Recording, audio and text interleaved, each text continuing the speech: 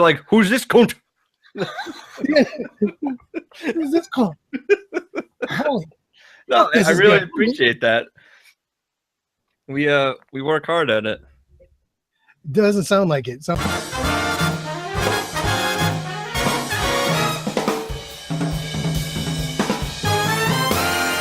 There we go. We're live. Don't anyone say cunt straight away. Oops. Introduce yourselves. Steve, you can go first. I'm Steve. You can call me Sandwich. You can call me Sven. You can call me really whatever you want. I'm a co-host of the podcast called the Ranting and Raving podcast. Basically, me and my co-host Chris, we just yell about sports, movies, and music and whatever gets us ramped up.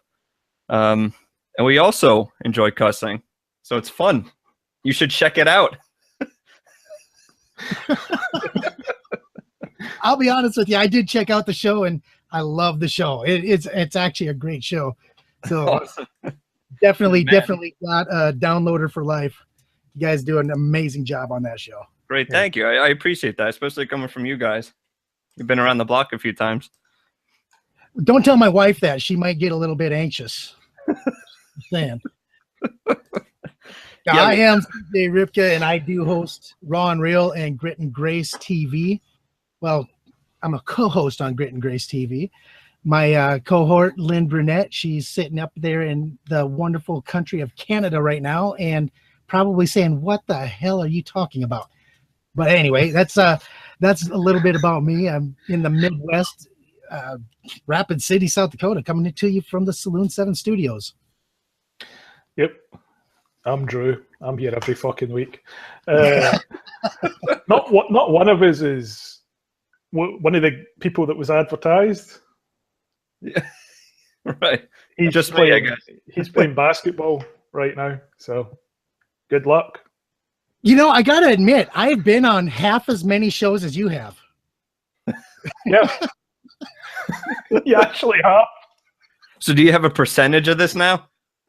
50% sounds good, like a good number for me. It's like, and I think you've been on my regular podcast twice. Yeah, Terra Firma a couple of times. Yeah, one special episode where we just got Blitzkrieg drunk, and then another episode where we didn't get drunk, but we had a great conversation, and I met two amazing independent filmmakers. Yeah, that was pretty awesome. Yep, that was probably the one roundtable I've done so far where it was a bit fucking rocky at the start, where everyone was trying to feel each other out to see what you could and couldn't get away with. Man, I was like all into that one. That was fun. I enjoyed that one, especially when we started giving the dude from Chicago a little bit of shit. Yeah, about dancing on the stripper pole. That was pretty epic. Being a typical host, I just fucking sat back and let the nervousness and anxiousness build amongst everyone.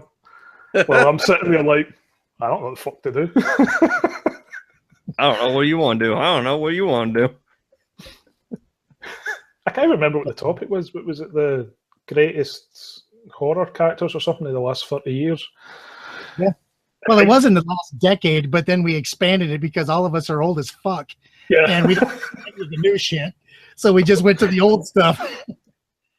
Yeah, but the last 30 years, isn't that like all of the good horror characters? Well, yeah. Yeah. Like you're literally only cutting out like 1920s Nosferatu. Like that's the only thing you're not talking about when you say last 30 years. Yeah, Pretty much. for some characters, they had to actually do sequels to make them count, was the only thing.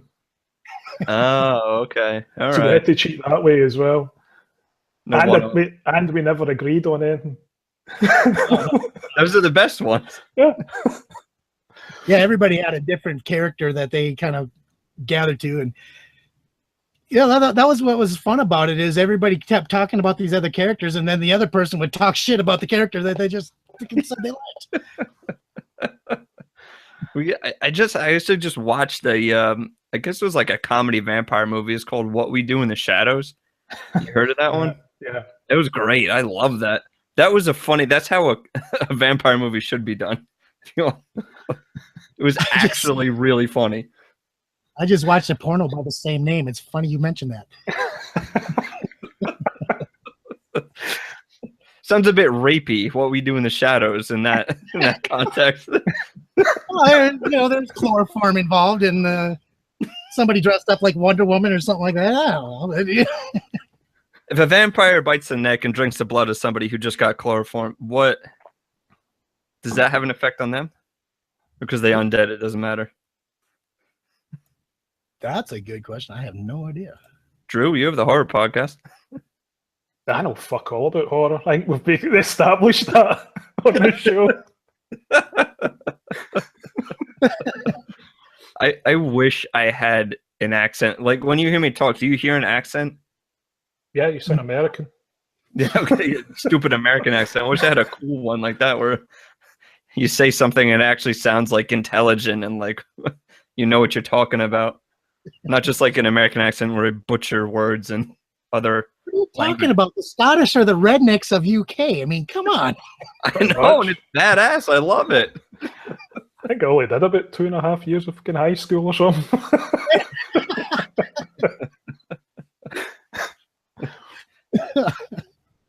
Robin Williams had a whole bit on that too. Like this guy, you could barely understand them sober, and then once they're drunk, you have no idea what the fuck they're saying. Like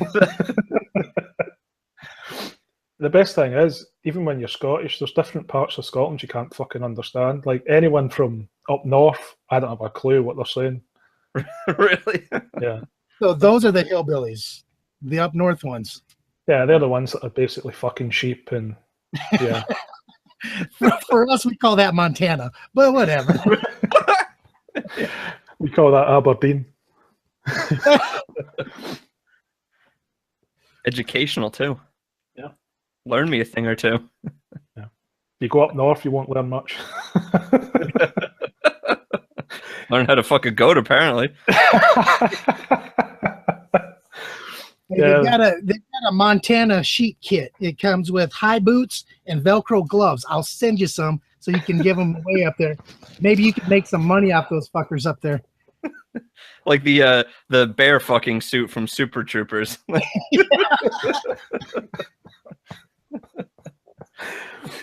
Excuse me, bear fucker. And you just yeah. Yeah, that's the old joke about Aberdeen is what you call 5 sheep tied to a tree, a brothel.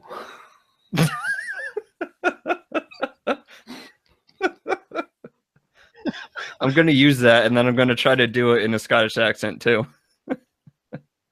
Just say fuck a lot. That kind of covers you if you try to sound Scottish. You could be like, say something derogatory about English people as well while you're at it. That usually helps. That'll sell the authenticity.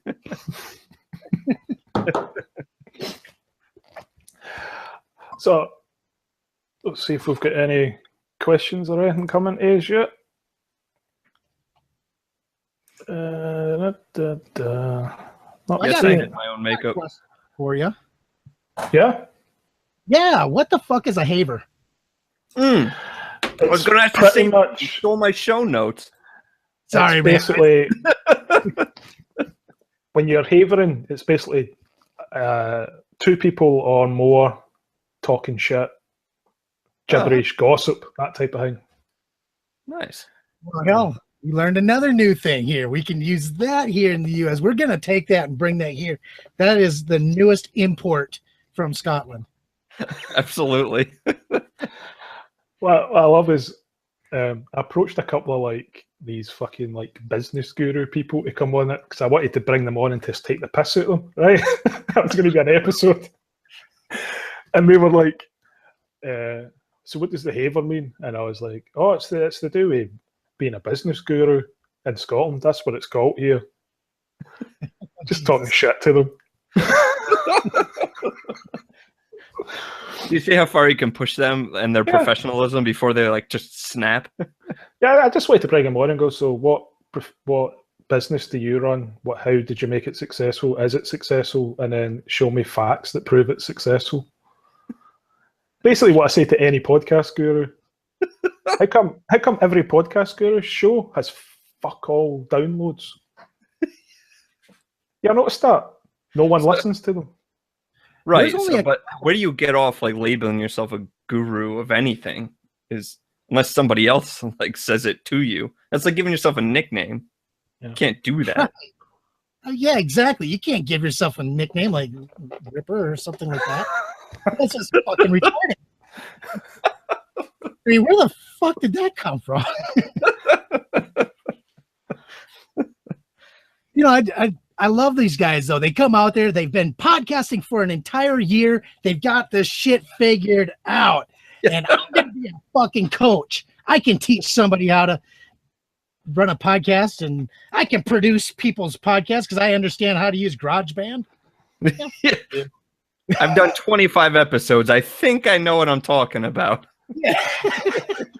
Yeah, most people drop out after 7, so hey, I got freaking 3 times as many. I'm good. Yeah. We've done, I think, 54, and I still don't think I know a fucking thing. Shit, I've done, oh my God, I've got 93 actually that I uploaded, and I've got probably another 50 that I never will release. Just for what reason? Oh, they were just that bad. Either that or I ended up pissing somebody off and they hung up on me. But I feel like that would be great to hear, though. You could make a compilation of that. Like, here's all the people I've pissed off in the past year.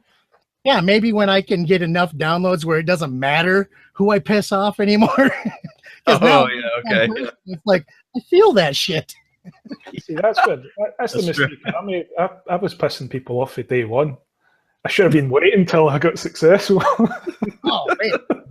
You're pissing them off. Hell, my very first interview on Raw and Real, I'm interviewing these 2 whack job gun nuts who are talking about that whole thing that happened over in Utah where they shot that guy and there's like big old standoff and this, that, and the other. And these 2 people here in the Midwest are like, yeah, they need to send some people over there with some guns, teach those sheriffs a little bit of how we do things as Americans.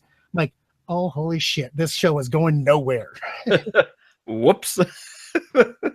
Swing and a miss. And it was an in-person interview. I actually went to their damn house. So I couldn't just say, okay, we're going to stop right there. I can't even say, oh, technical Skype fucked up on me. Yeah, after 12 seconds. Well, I think I got all I need. Yeah. Like, I had an entire hour of these 2 freaks just going batshit crazy about, hey, we got to keep our guns. We're second amenders. God damn it. Did you drink anything they were giving you? Oh, hell no. In a clear label-less bottle?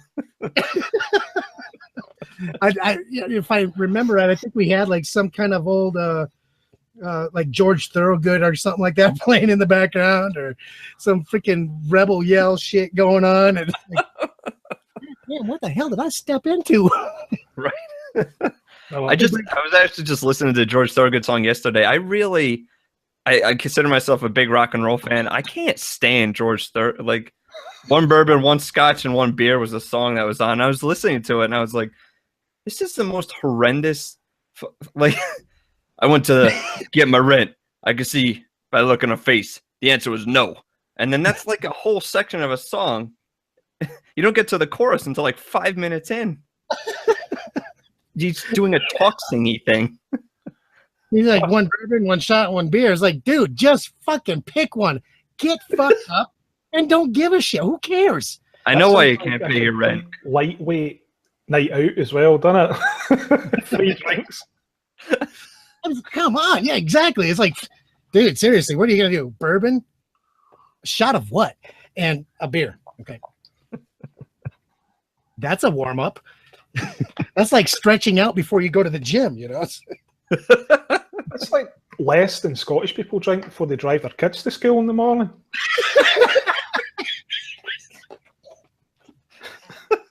That's what they put in the baby's bottles over there? Yeah. Down south here, it's Mountain Dew. Over there, it's Scotch. No. They give them Jack Daniels. That's like formula. You don't knock number 7 down there, you'll get in trouble. Hey, my freaking studio's named after the number 7, man. Love that shit. Until it doesn't love me back.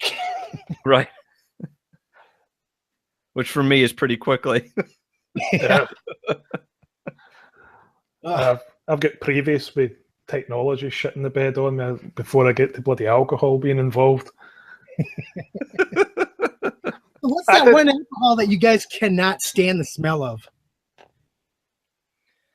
Where it makes you want to yak as soon as you just get it up. It's like, I gotta say, it's Jack.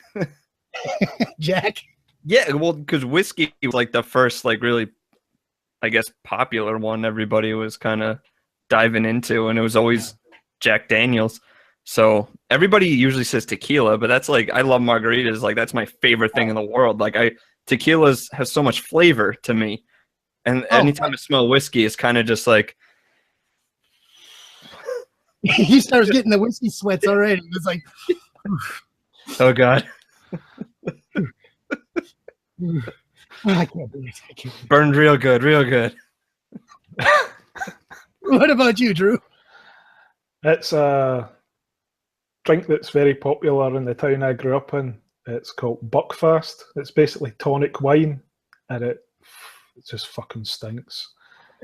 It's like the most disgusting smelling alcohol you've ever had. Hey, we're going to put some buck piss in a goddamn bottle, and we're going to make them Scottish people drink it and call it wine. You see this wine that's really hard to drink? We're going to make it burn, too. That's what that sounds like. See this thing that when you took a sip of it, it made you blind? Let's bottle it and sell it to the masses. Oh, we already do that. It's called moonshine, baby. Even moonshine's getting watered down now. If you see it like at liquor stores, they're selling flavored moonshines like on the front shelf when you walk in the store. Dude, I tell you what, blueberry moonshine is the shit. Love that stuff. I have to try it. I feel next time I'm on, I'm gonna be like blueberry moonshine. I can't stand it. Yeah. No, that one in the creamsicle moonshine. It sounds disgusting. It sounds so sweet, like too sweet. Oh yeah, it's diabetes in a bottle. I tell you. Hey, I'm gonna drink this, get fucked up, and then get a hangover of diabetes. That's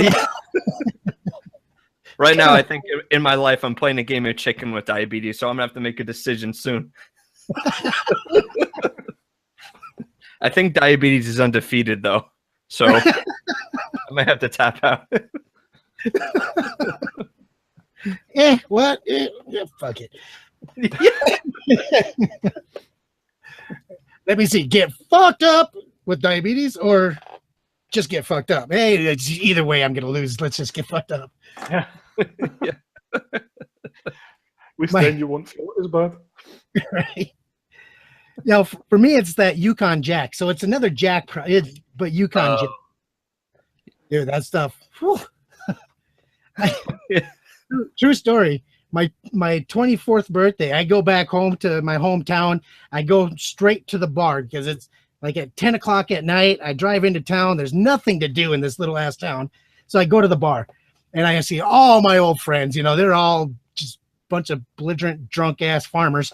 And I pull in and they're like, "Hey, I'm Chris. What's up? Oh, it's my birthday. Cool. Hey, shots." I'm like, "Cool. Yeah, shots." And it's like first one out of the gate, Yukon Jack. Oh, Jesus Christ. Go right straight to the bathroom. I throw up, come back out. The next shot is a shot of freaking cinnamon schnapps. I'm like, okay, at least that'll take that puke taste out of my mouth. That's no big deal. Throw that one back. And I'm like, that burns a whole lot worse after you've puked. I tell you that right now. Oh, God. You just brought just floods of flashbacks from my 21st. I remember my uncle, who has not had a drop to drink in like 30, 35 years. He knew all the terrible things to get me on my 21st. One of them was Yukon Jack. That's bad. Yeah. Exactly. He got me one called a Screaming Nazi. Oh, yeah. That was a Jaeger. So in turn, when my brother turned 21, I got him a bunch of Screaming Nazis because, tradition must continue. Absolutely. Yeah, my wife's 21st birthday, I said, we're not leaving until you puke. We left because I puked. He was good. I was going to say, how awkward would that that name of that drink have been if Matt was on the show?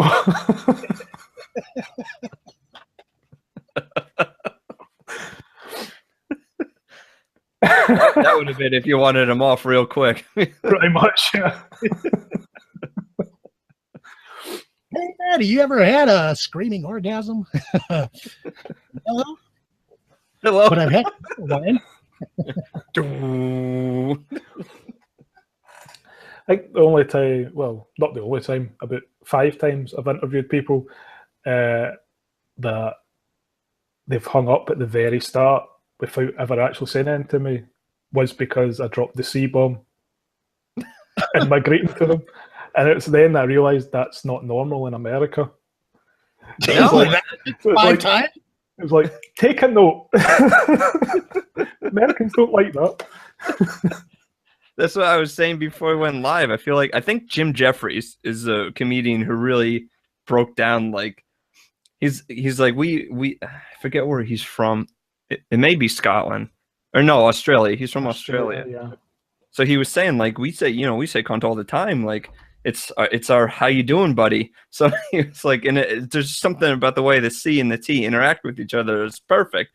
I don't understand why it's not a thing in America. And I understand that too. Like, because I said it inherently references a great thing, except for Chris's experience. Right. But, even if you think about how the C and the T work together, it's the exact same way that the F and the K work together. Right. It's sharp. Yeah, it's just bam. It smacks you right dead in the kisser. Right. I feel the same way about twat too. I really like that one. But I feel like that's not as...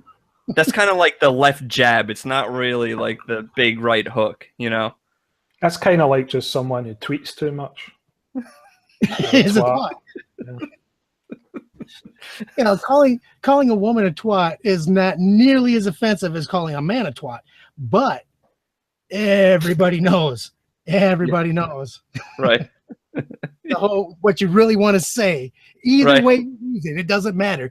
Everybody knows the way you want to say it. It's like, hey, you twat. You could came really close that time. You almost had me there. You want to hit a home run and get thrown out of the stadium. That's what you go with. Right. Oh, hell. Yeah. I'm trying to find this damn show so I can share it out. Guess what? Yep. It's not showing up. Oh, there it is. I got it right there. Yeah. I posted it somewhere. Not 100% sure where, but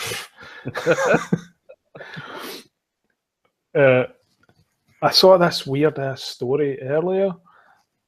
I put it on my timeline so I would remember it. Some old guy in Argentina thinks he's Hitler.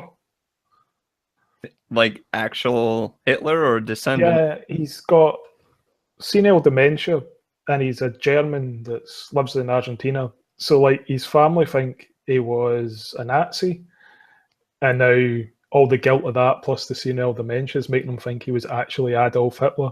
But he's writing a book about being Hitler. Jesus Christ. Huh. Well, I guess if you're going to wake up with dementia every morning, you may as well believe you're a big historical figure. Could you have picked a bigger cunt, though, to be honest? Right. But if he was a Nazi growing up, then that's basically like his Jesus, right? That would make sense. I mean, or his Babe Ruth or something like that. Hey, I'm gonna collect me some Nazi trading cards. How about you? I'll trade you 2 Goerings for 1 Hitler. I got a first edition Stalin, never been open. I got a 1939 Hitler and a 1914 World War I Hitler. How do you like those apples? That's like the single A ball rookie card.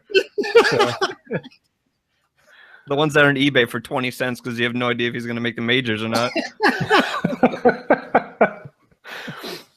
Yeah, we got down to World War I a couple of times, but once he got up into World War II, he really stepped up in a big way. He really realized his full potential. That's the classic.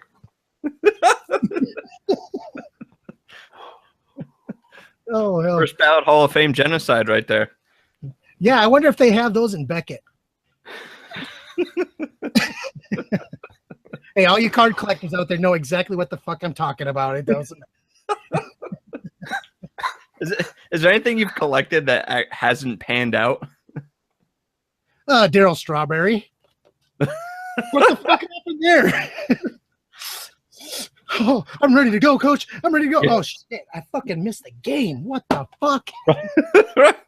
Hey, he showed up to the World Series. He just missed their parade. Did you see that 30 for 30 on Doc and Daryl? No. Oh, that was phenomenal. That was really interesting. Doc Gooden does not look good. Like, No. I'm honestly surprised he's still alive. Yeah, that's what He looked like he was tweaking while they were filming the doc. You know, he's been on so many opiates over the years. He probably hasn't shit in 10 years either. He looks like he's 100 pounds. So you're saying 50 pounds of that is just shit, and the rest is just clinging on for dear life. Oh yeah. They have to have some kind of mass to them. I mean.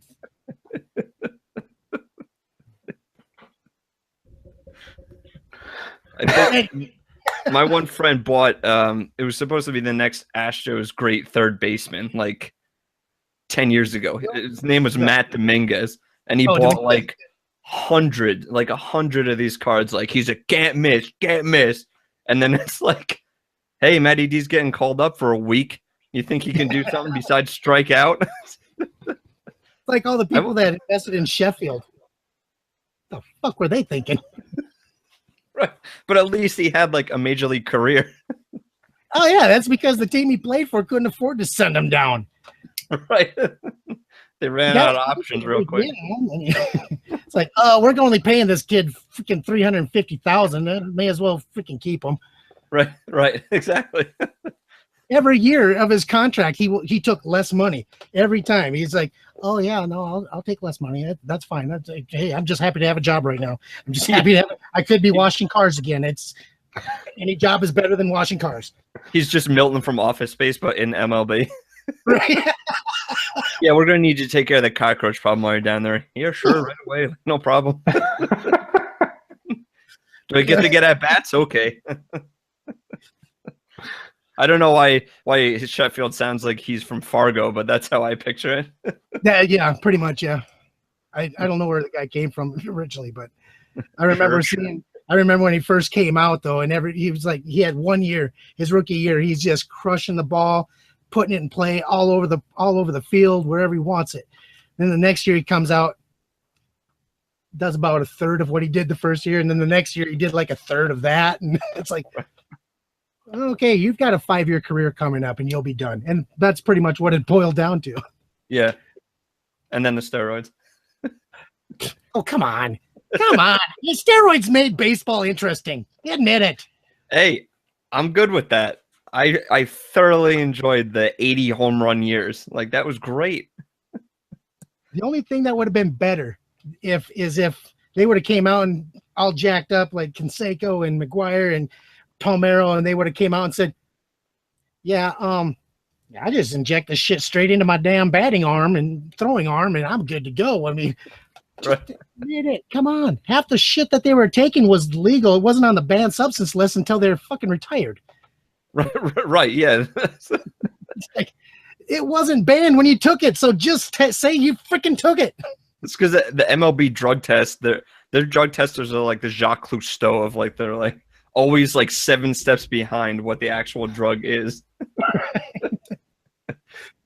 Oh, you got methamphetamines in your system. Oh no, you're still good. You're still good. Yeah. Oh, you got cocaine? Oh shit, Daryl fucked that up for everybody. Yeah, but it's like, you go into football, you get like George Best back in the 80s playing pissed every single game, still scoring a shitload of goals. You know, if alcohol improves your game, I'm all for it. If drugs improve, it's like, do you want to see Usain Bolt run 9 seconds, 100 meters, or do you want to see him run it in 2? Right. Definitely want to see him run it in 2 because running just irritates the shit out of me anyways. I mean, I hate running so much. I don't even like to watch other people do it. I said that, like, even if you just completely say steroids are legal, right, you're still going to find out who the best athletes are, because if your heart can't handle it, you're done. So the best athletes have the best hearts anyway. Like, all the world's a stage. Go for it. Like, Barry Bonds is going to be able to pump more than fucking Chuck Knobloch, you know? Like, yeah. Oh, Chucky. Like, he was with Minnesota. That made me laugh so hard. Minnesota guy is like 2 pounds. I mean, like 102 pounds when he comes to Minnesota. He goes over to New York, he's like 220 and 5'4". like, wait a second. Like, God damn.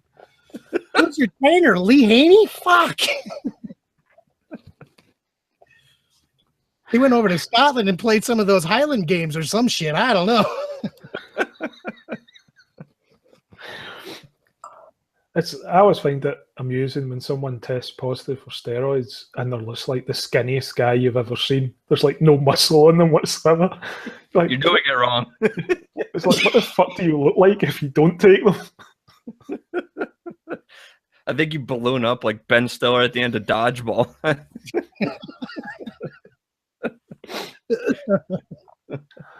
Oh my God. Yeah, steroids is always a fun conversation just because you can make fun of everybody doing it and they can't say shit to you because they don't really want to dime themselves out. Yeah. Right. Yeah. Yep. You can. You got a few people like, you know, Rich Piana, who's like, yeah, I freaking take juice. This is how much I take. This is when I take it. This is where I buy it. Right. Well, you got to have respect for guys like that. Like Canseco, who was like, all right, I did steroids my whole career. How do I make money off of this? I know. I'll write a book and out everyone. I'll make enemies across the league. Used to be my friend, not anymore. And then I'll go to Japan and try to do MMA and get knocked out. Like a man. Is there a testing policy there? I mean, not then, no. I was gonna say, I don't think Japan's got a testing policy. I mean, fuck's sakes. I mean, I've seen some of those sumo wrestlers. I think they should be tested for freaking too much damn sushi, but whatever. That's why Overeem fought there for so long. Oh, yeah? If you look at Overeem in Japan, you know, he looks like fucking He-Man. You look at him now, he's just got like a dad bod, doesn't he? So kind of sums it off. He's actually had to learn how to fight now. Yeah, Alistair underweight there. Oh, yeah, that's funny. Yeah, I look at that list every now and then where I see like there'll be like 50 people in the UFC that are test positive for something. It's like, fuck, I don't even know half these motherfuckers. They must have been tested positive from day one because I've never seen them fight. Right. So, who the hell is JJ Reed? Fuck, who knows? I saw this really funny article. There was a guy that was signed back when they took over Strikeforce, and he never fought on a UFC card, and he only got released last year. Oh, shit. So he was like there for like 6-7 years, doing nothing, getting paid. Getting paid. Keeping his mouth shut. The practice squad of the Browns right there. Fuck that. The best job in the world has to be third string quarterback on any team. Oh, hell yeah. Can you hold a clipboard? Can you wear a baseball hat? You're good. And can you kind of run an offense on the practice squad? Yeah. You have one good game as a quarterback in the NFL. You will have a 12-year career just being a third stringer. Charlie Whitehurst, he's still in the league. Dude's been terrible for 13 years. Rob Bauman was the same way. And then they put quarterbacks as third stringers and they're like, oh, he's real smart. He's going to teach the other guys. It's like, give me a fucking break. Like, there's got to be somebody better than, like, the Giants years ago signed Curtis Painter, who was like Peyton's backup quarterback for years. And it's like, Eli's Peyton's brother. You think there's a better connection than that? Right. It's a roster spot. Use it for somebody else. Yeah, the worst thing though, as a quarterback, is to come out and be that rookie starter, and then 2 years later you can't even get a third string job. You just get booted out of the league because you're just that terrible. Right? Yeah. Watch out, Brock Osweiler. Yeah. Like, go from the Broncos to the Houston Idiots, and then you go to the Browns. You know you're on your way out. That's just boom, boom, boom, out. But I mean, he didn't even have a good game. He didn't have a good career. And the Texans were like, hey, how does $45 million guaranteed sound? What do I sign? It was his publicist saying, yeah, do you remember that they went to the Super Bowl and he played half the games and this, that, and the other? I remember him being benched for Peyton Manning that couldn't even throw the ball 5 yards anymore. That's what I remember. Guy's got a fucked up neck. He's got a fucked up foot, a fucked up arm, a fucked up back. The guy can't see straight because he's had so many damn concussions. But you're going to bench the guy who started the game for that guy. Peyton Manning had more cleats than he did nerve endings in the top half of his body, and Brock Osweiler still got benched.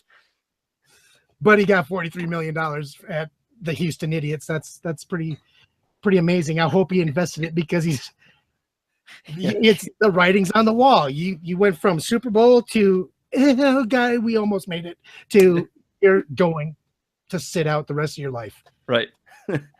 To them being like, Cody Kessler might be better. Yeah. Let's it's that old joke about the smartest raisin in the bunch is still a raisin.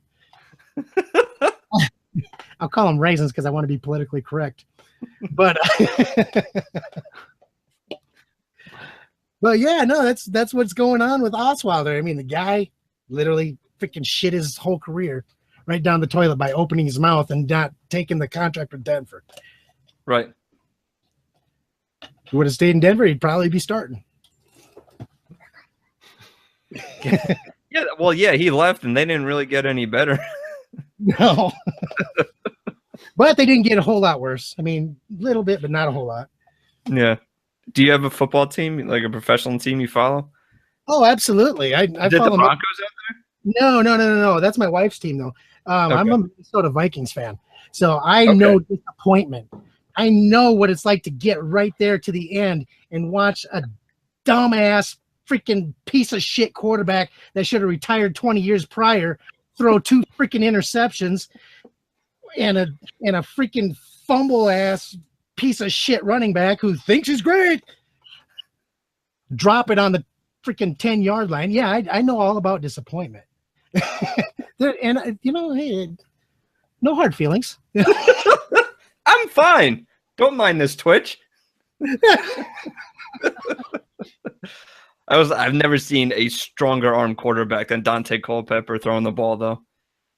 Like, if Jamarcus Russell realized any of his potential, he would have come close to being Culpepper. Culpepper was great. He in his first year. Then he had that bad back problem in his second year, and he just went to shit from there on out. So, and then every other year, his knees gave out. Yeah, his knees went out, and it was like, his knees were going out in college, though. He knew his knees were going out. He knew he had to have just one good year, and he did. He went out and he had that one good year, and that was the year that nobody expected the deep ball. And you have some fast-ass little bastard like Randy Moss who's able to run out and eat shit. That was a perfect example of being able to get the game planning versus like actually performing. Like, it didn't matter. You could play prevent defense. They'd still blow the top off of you. Yeah, you just Moss had to get behind the secondary, and Culpepper just chucked the damn ball up. Right. It's like playing 500 at that time. And then Randy Moss took 2 years off in Oakland and did it again in New England. Yeah. So, but I loved how Minnesota brought Moss back for one game and then benched his ass and then released him. Yeah. I was like, we oh, made a terrible mistake. yeah, it was like poetic justice. You know, all the Right. shit that Moss talked to get traded. I mean, Right. he a fit to get traded. And then New England's like, shit, we got to get rid of this guy. Minnesota says, yeah, let us take him. Yeah, they woke up from their nap like, what? Randy Moss is available? Yeah. Well, no, they took him. I mean, they took him. They're like, yeah, bring him. They played him for a half a game, benched his ass the second game, and released him on the third game. What a comeback story. I tell you. Loved it. What do you think they're gonna do with Teddy Bridgewater and Sam Bradford now? Because they're saying Bridgewater could come back this year. Yeah, no, Bridgewater, he'll be a backup to Bradford. It's just Bradford's got the experience and the years, and yeah, but you know what his ceiling is. I feel like he's an 8-win quarterback. Yeah, I don't think he's ever had a team though where he could play behind, a line he could play behind where he could really excel. Right. Literally, the guy has played for some of the shittiest offensive lines in the history of football. Right. Who the guy is, and they, Minnesota went out in the draft just to build an offensive line for the guy. I mean, so who's to say? I mean, really, I think it's going to be Bradford's job until Bridgewater understands. Can stand up. Well, yeah. I mean, the guy he doesn't understand the game. He was supposedly the smartest him and Ponder were the two smartest guys out of their classes. And neither one of them could understand the NFL game. They got college. They freaking tore it up in college. But at least somebody in the Ponder family is still employed by a sports network. Yeah, the freaking host. Yeah. Interviewer. I used to think Christian Ponder was like one of those third stringers last year for somebody. Was it San Francisco? He was still like in the NFL. Oh, he'll be in the NFL for a while because everybody thinks his wife is hot. She'll be the last ESPN employee. Yeah. It's like, oh, hey, let's get rid of Ponder. No, we can't. His wife will leave too. What are you, crazy? You shut your mouth. It's not so much that she does good interviews, because really she does just average interviews. But all the guys like seeing her come into the locker room. So sure. Anyways, now that we've hijacked the Haver. Yeah. Welcome to Rants and Raving. Yeah, Raw and Ranting. I like it. Yeah, Raw and Ranting. Here we go. Okay, so Ponder's on the Raiders and then the Broncos and the 49ers. Oh, Ponder went to the Broncos. Yeah. Yeah, he did. Wait, he just looked it up. Oh, that's funny. Yeah.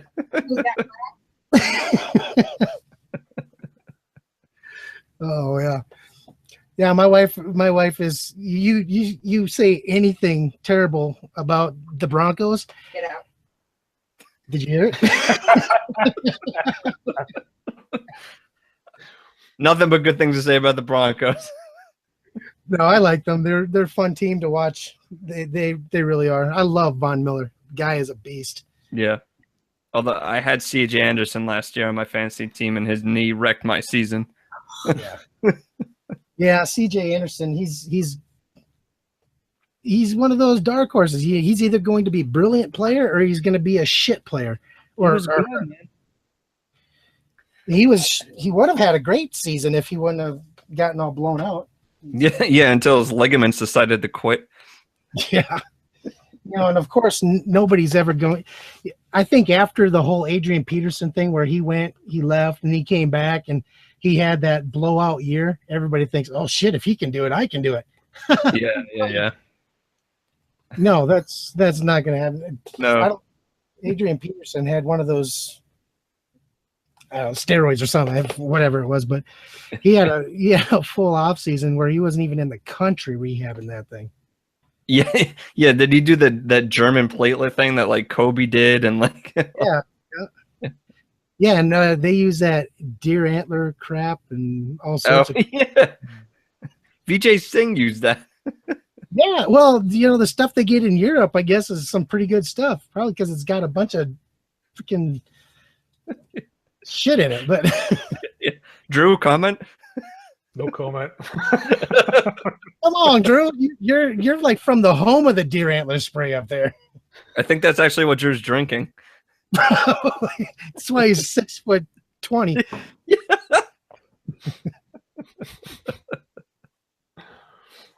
I don't know. Have you ever seen Drew stand up, especially like next to his wife? I haven't. Of course no. not. He's on his knees when he's standing next to his wife. Maybe like, you should have been the one playing basketball. No. You've never seen me play basketball.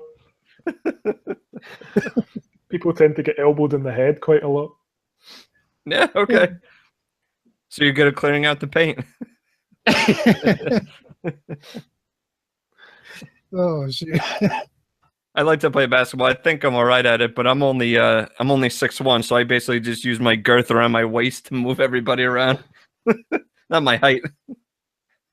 Man, I'm 5'6", and I could have had a stellar career in the CBA. No doubt. No doubt. As a towel boy. It's that low center of gravity that sort of gets you. Yeah. See, that kid that sits at the end and wipes the floor when they fall down? That would have been me. I could have had a great career, 20-year career in the CBA doing that. And then in the off season doing the pro tennis and the ball boy getting the. Oh yeah. Oh god. No, I don't like to run that much. No, they run way too much. Yeah, that's true. Well, not in a good match. In a good match, there's a lot of serves before. Well, I can hold up that board that says "Quiet, please" in golf. That's perfect for me. That's true. My favorite job on a golf course when you see like the professionals is the guy that's walking around that works for the TV network. That's just the sound guy. He's just carrying around the furry boom. That's his entire job. He puts it like right next to their clubs while they're trying to swing and just like, okay, next shot. That's all this guy does. I think they should just have a big sign that says "Shut the fuck up." That they walk around holding like this. That's the Happy Gilmore sequel. Right. Oh, I went golfing a few weeks ago, and this guy that I was golfing with, he's like, "Dude, seriously, you got to be quiet." Like, I didn't say nothing. I mean, he's like, "Dude, you got to be quiet." I'm like, "I didn't say anything." He goes, "You were just ordering a beer." Like, seriously, that's what got you going? I absolutely love to play golf, but that is one of the like real. Oh, so because I sneezed or something on your backswing, that's why you grounded your club 3 feet into the dirt? No, choke up. I just tell people I'm a shitty golfer, and that I don't have to make another excuse the rest of the day. I could have an amazing shot. I could golf like 2 over par, and they'll look at me like, "Yeah, he was a shitty golfer." It's okay. He's a shitty golfer, and I can go like 10 over par or 50 over par. Oh yeah, that's okay. He's a shitty golfer. You told us that at the beginning. Yeah. You got to set the standard. You get the expectations right away at the beginning. Now, if I went like 4 under par and just kicked everybody's ass, I'd be like, "Hey, I can't help it. You guys are just shittier golfers." Yeah. Yeah. I struggle to get fucking clubs that are the right length. Oh, I bet. Yeah. So it's You like probably have to duct tape like 2 crouch. clubs. It's like the most awkward swing ever. I remember once being at a driving range and letting the club go. Oh. It's like, and everyone over this way just ducking instantly. It's a club flies past their head. He would be the only golfer who would like bend his knees on his downswing to make contact with the ball. I loaned a guy my driver one time, so because I don't use a driver because I can't hit the freaking ball with the driver to save my life. So I lent my driver, never been used, still had the plastic, that shrink wrap plastic on the head, never been touched. Lent it to this guy so he could go to the driving range. He comes back that day. He's like, "Hey, dude, I got to buy you a new driver." I'm like, What? Why? He goes, "Well, I hit the ball and the club head went further than the ball." Oh my God. What? Yeah, I said, dude, don't even worry about it. I never use that damn thing anyways. I said, if you want to replace the club, just go get me a really nice, ping, hybrid or something. He's like, okay. So he gets me a ping hybrid, and that one club costs more than my entire set. Oh God, yeah. Ping's one of those companies that feels like they can charge whatever the hell they want for their clubs. Put a special name on there like hybrid. Well, that just jacked it up $200. Yeah. There's a 1 ounce weight on the side that you can adjust, so that's another $300. Yeah, it's never anyone that's been highly bred that uses them, though. Let's be fair. I found out though, using a $280 club did not make me a better golfer. No, it'll send your ball farther off into the woods, though, so you get distance. No, it does. It sounds real nice when you're around. Sounds real nice when you're sculling the ball. Guy says, he goes, dude, you got a pretty nasty slice. I said, oh wait, I haven't even used my hybrid yet. Yeah. Fucker did a U-turn. Yeah. I used to basically have to stand 90 degrees in the tee box just to hit the fairway with my slice. The hole's over there. Yeah, I know. Yeah, I'm aware. I got this. Hold my beer. Dude, that's a nasty slice. No, that's my fade. Yeah. That's not nasty. I was trying to do that. You see me standing this way? I knew what the fuck I was doing. Yeah. There's one golf course I used to go to where the one fairway was on the left side was like the road. So I used to have to tee off. I would be facing the road. It would scare the shit out of me every time. Because if I happened to hit it straight, it was like, nah. But it would like clockwork. It would go over the power lines, come back down into the fairway. Beautiful. When I was golfing left-handed, I had one like that where if I tried to put it straight down the fairway, it would end up over by the interstate somewhere. When you golf left-handed, you just decided to switch? Yeah, no. Well, what happened is one year for Father's Day, my wife and kids bought me a right-handed set, so I decided to switch to right-handed. So I have both right and left-handed clubs in my bag now, so I can, depending on what tree I'm up against, because I usually end up around a lot of trees. That's incredible. That's a hell of a tool to have. It's funny because I golf equally as shitty right-handed as I did left-handed. So right. It all plays out. I was going to say you're ambidextrous, but you're equally shit at both ones. Yeah. Last time I golfed, I found a beautiful, beautiful wedge, and all my wedges in my bags are shit. So I found a beautiful wedge off one green, waiting for somebody to come claim it. Nobody claimed it. I was like, yes, this is great. I look at it to take it out of my bag to use, and it's facing the other way. It was a left-handed club. I was like, son of a bitch. Either I have to relearn everything or just give it to the the clubhouse wins again. Yeah, it's usually what I think they bait you. I think that's how they keep the people honest. Clubhouse will go throw a club out there and see what happens, It's like, yeah. And then they watch it. Now they've started, at least around here, there's a couple of clubs like this one, Red Rock. It costs like $180 a round to freaking golf this damn course. Jesus. And they got literally people flying drones to make sure that you're following the course rules. Oh, I was like, God. Are you fucking kidding me? That's just retarded. I want that job. Damn. That is high-tech security. Well, that's what you get when you pay $180 for a tee time. You get drones. No green maintenance, just more drones. And the nice thing about a club, I've only golfed there one time, and it was free because it was kind of one of their open house weekends. And the one thing I liked about it is the beer cart. There's one beer cart girl for every 3 holes. Wow. So yeah, if you get in sync just right, that's just very dirty. Yeah, if you get in sync just right, it's I've misheard you. You've got the beer cart girl every single hole because she gives you one here at 1. By the time you get to 2, she's still waiting there for you. By the time you get to 3, she's got you ready right there for you. Oh my god. Hit number 4, the beer cart girl from 4, 5, and 6 is right there waiting for you. I love when it's like off season. So like when everybody's back in college or whatever, there's like one cart girl for the entire course, and it's like you're sweating, you're dying, you're hitting balls into the woods, and you're like, "Where's the cart girl? God help me!" And then you got one every 3 holes. Damn. Oh yeah, no. Well, we play different rules here. It's a beer per hole. You have to have a beer per hole, so you don't go to any course without an 18 pack.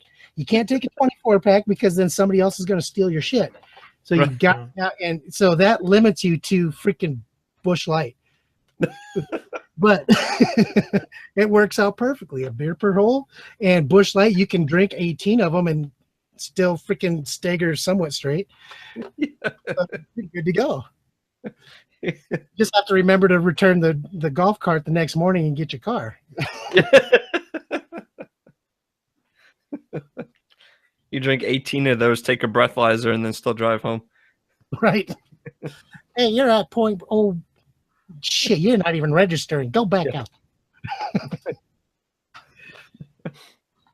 Jeez, what the fuck are you drinking, you cunt? I mean, come on, drink like a man. There we go. We're bringing it back. We're bringing it over. Yeah, it's kind of a cycle. You gotta work these things in cycles. That's what I've learned over the years in television and radio and all this shit. You gotta bring everything back in cycles. So the people from the beginning,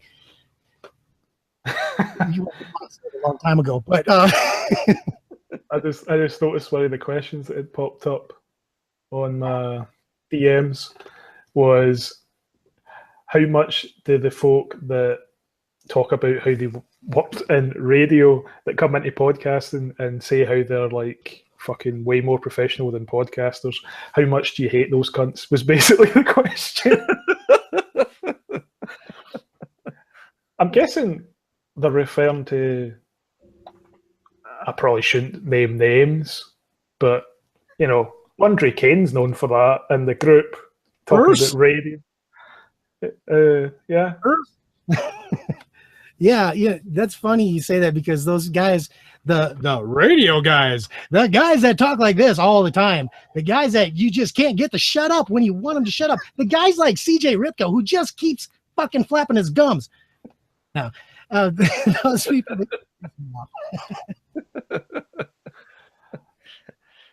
My thoughts on it is I don't really give a shit. I sense a common theme. Someone wants to come over from radio and do podcasts, that's fine. As long as they don't interact with me too much, we won't have a problem. You know, the funny thing is there's quite a few podcasters that I've talked to in the last year who have made the jump over to radio. Yeah. Hell, I made the jump over to radio for a while. It was a college station, so the show kind of went to shit after a while when they lost their funding, but still. You know, there's a lot of podcasters jumping over into radio because it's a different style, it's a different flow. And people are sick and tired of those guys that have that certain cadence that every single radio station seems to have. Oh, absolutely. The first time I heard Opie and Anthony, it completely blew my mind and changed my world, listening to those guys. Yeah. It's just unbelievable. I can't listen to anything else now.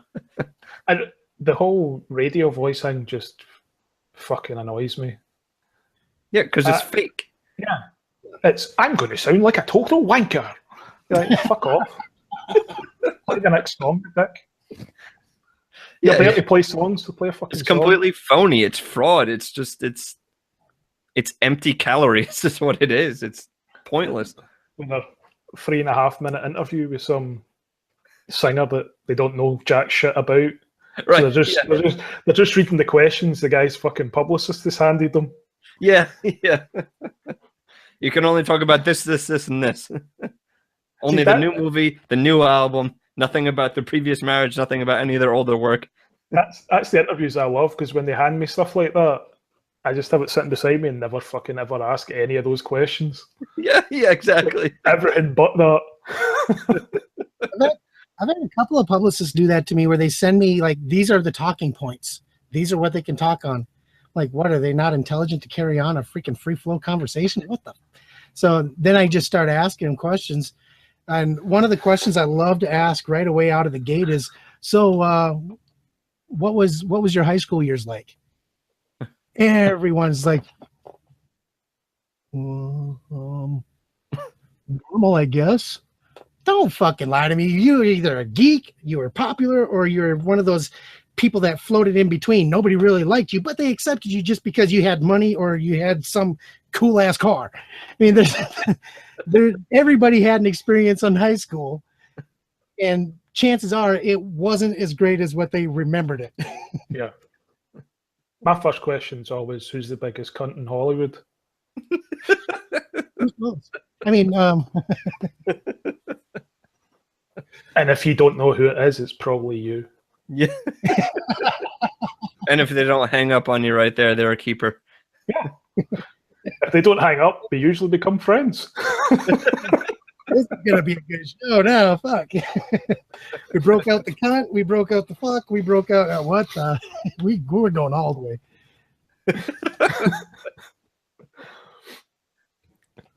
No, there's very few shows. I've listened to probably a good 200 or 300 shows out of the PDC, and after that, I was like, fuck, I ain't listening to any more new fucking shows because 99% of them are shit.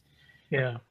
And to be honest with you, I asked Drew today. I was like, so who's going to be on the show with us tonight? And he's like, Steve is. Okay. And then he sends me your information about your show. I'm like, all right, I'm going to give this guy a listen so I can kind of, feel him out and see where this is going. Then I start listening. I'm like, holy shit, this is good. That's all. You're like, who's this cunt? Who's this cunt? No, I really appreciate that.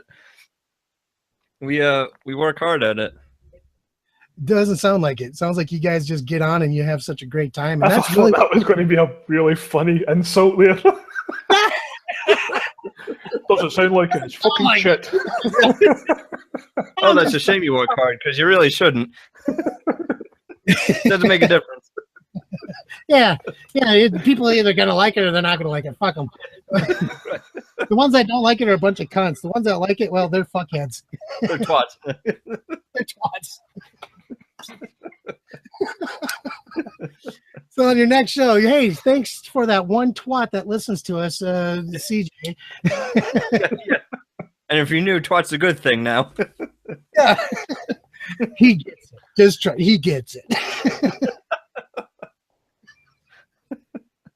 Oh, good God.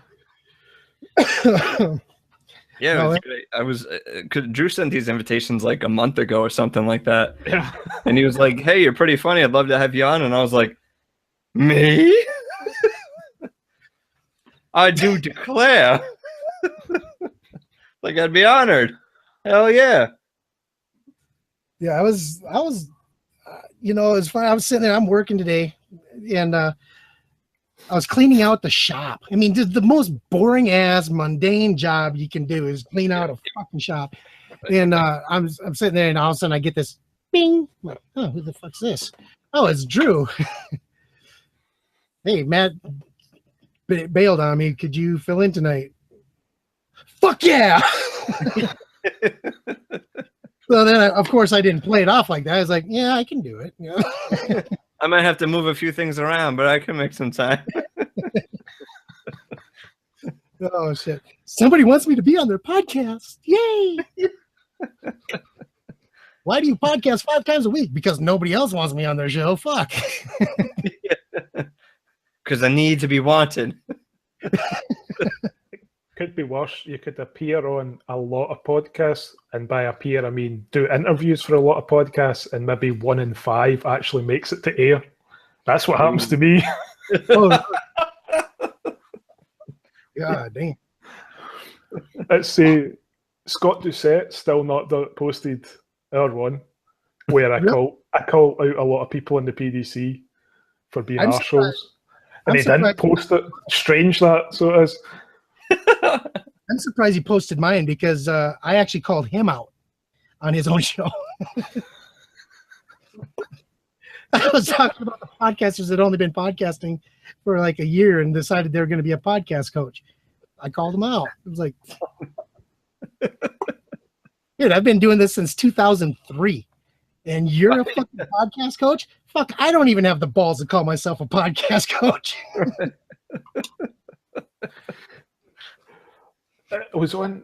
There's a guy in the PDC, I forget his name. I wish I could remember it because I would call him out because he's a complete fuckwit. But he had me on his show, and the whole interview, he was very aggressive, which I just couldn't take any other way than being funny, because he's like, a tiny guy that's the least intimidating guy you could ever see. And he's like saying, well, I don't think that's right. I don't think that's how it would go down. And he's like, so why are you saying you could beat this person up or beat that person up? And I'm like, because I fucking could. It's like, one, I'm tall. Two, I'm heavy. Three, I know how to hit people. These are good enough answers. Yeah, my arm is as long as Ripka is tall. Fuck you. I think it was all stemmed from, we were talking about some film, and I called the actor in it an arsehole, and I said I'd beat him up if I ever met him if he gave me shit like that. It was Christian Bale for when he shouted at the crew member. Oh yeah, on Terminator. I was like, if he did that to me, I'd beat the fuck out of him. I wouldn't care if I get sacked. He's like, how could you beat him up? He was Batman. I'm like, he wasn't fucking really Batman. He was acting. He's an actor. He's acting. It's like, and acting is like, really overusing that word. He's turning up to set and saying lines. Right. Yeah. If you had said, I can beat up Christian Bale's stunt double, then you might give pause. Yeah. No, he probably do that too. But that's the guy that actually takes the bumps. He might take a couple of shots from Drew before he finally says, okay, we're done. No more. But yeah, it was the weirdest interview. And then, like, at the end of it, he was like, thank you for coming on my show. I'm like, okay. And then never posted it and wouldn't reply to anything I fucking sent to him. God, I wish I knew which show that was, because that would be funny as hell to... Yeah, I don't understand. Like, even if it's even if I had one of you on the show or something like that, and you were calling me out for something I said, or like some of the things I picked to talk about, as long as it's like good and entertaining, you post it. Yeah. Like, if it's entertaining, it's entertaining. It doesn't matter, like, if you come out looking good or not. If someone comes on my show and calls me an arsehole or whatever, fuck, I'll still play it. It'll still be up on iTunes. Somebody's gonna find it funny. Yeah. Doesn't have to be you. See, the problem with probably my mom. Finally, somebody who sees my point. I've been saying that for years. It's like, people come on my show and I let everybody promo whatever they're doing, but I've got a certain time in the show that I do it. Well, I've had a couple of guys that have come on, and they went straight into the marketing mode from the moment they got on. Everything was like a rehearsed story. I'd say I'd ask them a question. So what was it that inspired you to get involved into X, Y, or Z? And then they have like this like prepared monologue. The glaze over white. And there's been a few times where I was like, dude, no, that's not what I'm asking you. Stop right there. I don't give a shit. My audience doesn't give a shit about how the fuck you started your company. We want to know what inspired you to even think about something like that. Right. Yeah. For me, it all comes back to Opie and Anthony. That's how they would tell publicists to go fuck themselves. Because bottom line is, if you're interested in a musician, an actor, anybody, and you enjoy the interview, you're going to go look up what they do. If it's, just Tom Cruise coming on, like, his eyes glazed over talking about The Mummy, I may not be interested in it. But if he comes on and he's talking about, like, I don't know, something with Scientology, you're going to be like, wow, I'm going to actually, like, look that up and support this guy. Like, the blatant just advertising never works. Yeah, I always tell people, hey, you're coming on the show. We're having a conversation. We're just going to let it flow wherever it goes. The questions that I'm going to ask you are probably the same questions that are in the heads of the audience, because I don't know a whole lot about them when they come on the show, other than maybe a little brief bio I do at the beginning. That's it.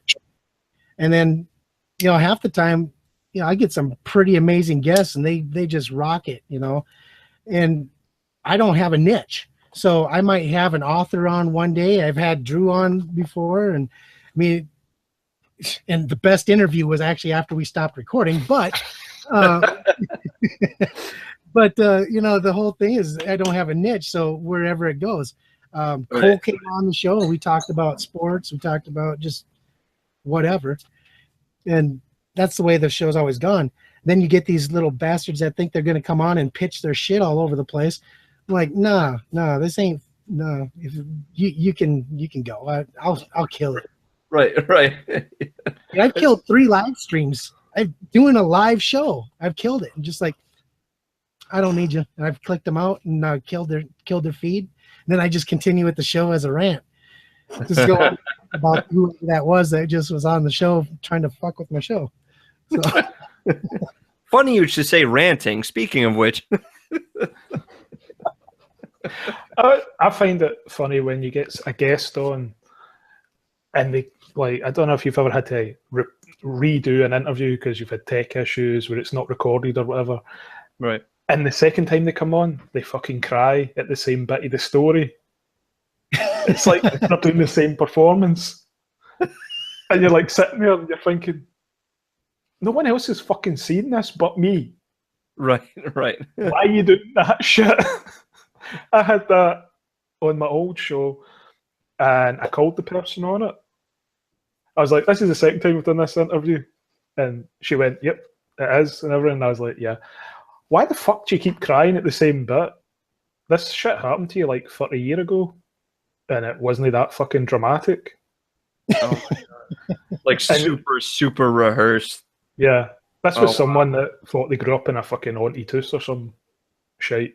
I think people like you guys, though, I mean, when you people that interview athletes or people that interview Hollywood stars and stuff like that, we've all seen it, watch the Olympics. Every one of them has a fucking sob story.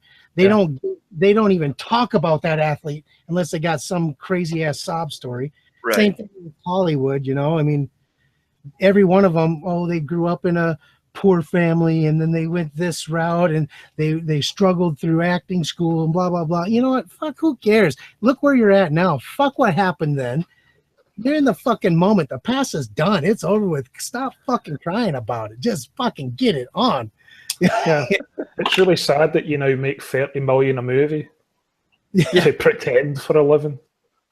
Man, I mean, you make 30 ditches, you know what I mean? I mean, you 30 million a movie. If I was a woman and made $30 million per movie, I would like paper mache a dildo with $100 bills. Just. It's quite interesting where your head went there. Right. That kind of says quite a lot about you. Oh wait, I didn't even get to what I was going to do for the guy. I mean, hell, you can make a fee out of a couple $100 bills. For me, I don't even need a full $100 bill.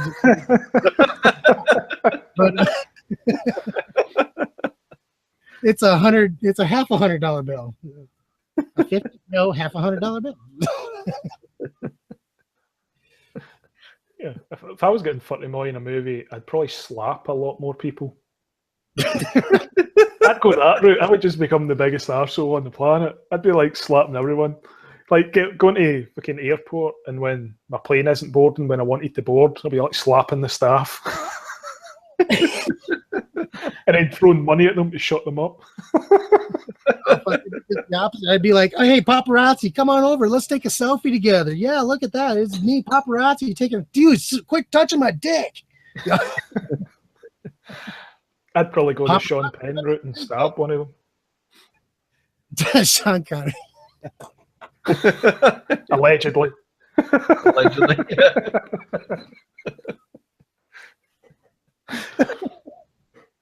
Oh man, I heard a rumor about him and David Carradine doing the whole freaking choking themselves out. Oh, that's fucked up. The old-fashioned jokey wank. Yeah, I do not know why anyone finds that a turn on. I'm going to almost kill myself while masturbating. Oh, David Carradine. Exhilarating. David Carradine commit suicide. Yeah, no, he didn't. Accident. Yeah. The one time he takes Viagra. Is that the real behind the story of Chris Cornell there? The stuff they wouldn't tell you. That's fucking twice I've laughed at him dying. That's quite bad. It just happened. Like 2 episodes ago, I was talking about the fact I'm about to relaunch my Drew Carson show. It's coming to YouTube. He was going to be my first guest. And I was telling that story, and I started laughing at the fact I now have to book another guest. I didn't mean to. It's just where my mind goes. It was funny. I was like, it's really shitty of him killing himself. But now I have to book a fucking guest. You know, I could have waited a couple of weeks. You don't even have to make $30 million a movie. You're already the biggest dick I know. He heard he was going to be on the Drew Carson show, so he hung himself from a doorway. I'm thinking that's possibly a thing because, let's see, I have had Christopher Lee booked, and then a couple of weeks later he died. Oh my god! Chris Cornell, he was Cornell, 157. yeah, but still, I'll be dead here before 2018 because I've been on his show so goddamn many fucking. Why'd I keep booking you? And Drew's trying to fucking kill me. Yeah, I'm trying to do you guys a favour. I've been trying to book Donald Trump here. This is going to be like Final Destination now. I'm going to have to keep my head on a swivel. No, apparently only Chris's die after or before going on Drew's show. Pretty much. Yeah. Oh, okay. Yeah. Okay. So I'm good. Yeah, you're Good. good. My co-host didn't come on then. Yeah, you're I'm eventually. I'm just too stupid to die. I can't figure out how to work a knot. But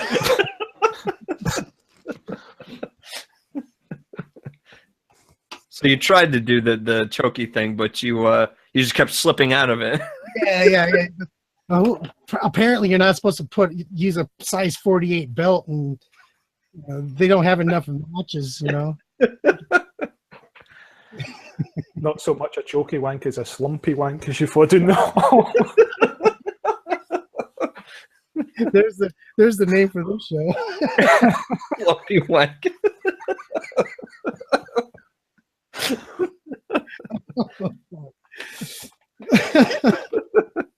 Wow. The slumpy wank for 20. Chris, is this fucker just started watching? Who's your worst ever interview? I don't know, take your pick. Any of the ones I've offended. You're watching it right now. Yeah. You're watching it. Who's the worst person you've had on your shows? Yeah, Just call them out. It's not like you're going to have them back on if they were shit, so you might as well call them out. I've only had a few interviews, and I think they've all gone great. I've had a couple on like I had Marty McCoy of Boba Flex, or a rock band, and that was like a kind of struck by the headlights kind of a thing. Like, I'm using the show to the best of my advantage to get to these bands that I really like to interview them. So even if the interview does go poorly, I don't see it that way because I get to talk to these guys. Did you get free tickets? Yeah, right. Yeah, I honestly haven't had one go south on me yet, but like I said, we're still really young. So, what about you, Chris? Oh man, just on just in the last year, it's actually surprising. The worst interview I thought, the worst person to give an interview on the show, I thought, was actually someone who was inducted into the Podcast Hall of Fame, Gary Leland. He has the Horse Network and all that kind of shit. Or he does, or not the Horse Network. He does, yeah, it's the Horse Network, and he does a softball show and this and that. Guy in Podcast Hall of Fame, started podcasting in 2006, and his audio was shit. He wasn't prepared to even come on. He's like, He's like, who the fuck is this guy? You know, this guy's just a small fry guy. He don't mean shit to me. And then we get talking in the interview, and he's like, and I asked him, I said, so when did you start podcasting? He goes, 2006. He goes, when did you do your first podcast? I said, podcast? I said, shit, I didn't do an actual podcast until after 2004 when they started calling podcasts. I said, before that, I was doing audio blogs for the South Dakota National Guard. And I said, before that, I was doing radio and television. So he goes, oh, so you've been around this thing for a little while, huh? And I'm like, I've done a little bit here and there. So we go through the interview, and you know, it sounds like if I was in the other room talking into the mic, that's what it sounds like, real hollow, real tinny. And we get about halfway through the interview, and I pushed pause on the recording. I said, hey, look, I said, I know you're living off of this podcast Hall of Fame thing. I said, but can you at least freaking act like a professional? I said, there's no way in hell I would have had you come on my show had I known that you're going to sound like shit. You were just going to be, you know, blow off every question that I was asking you. I would never have asked you to come on the show. He goes, well, why don't we just stop the show right here? So we did. His show is a 23-minute show. I actually aired it. And it's a 23-minute show. And everybody else that went through the Podcasters Guild podcast series, they're all like 40 minutes, hour. You know, Dave Jackson was fucking phenomenal. Ray Ortega was amazing. Brian Wright absolutely crushed it. But yeah, the one guy who's a podcast Hall of Fame inductee was a piece of shit. I was gonna say you should have like pretended to pause it and then done that and aired the rest of that. That would have been glorious.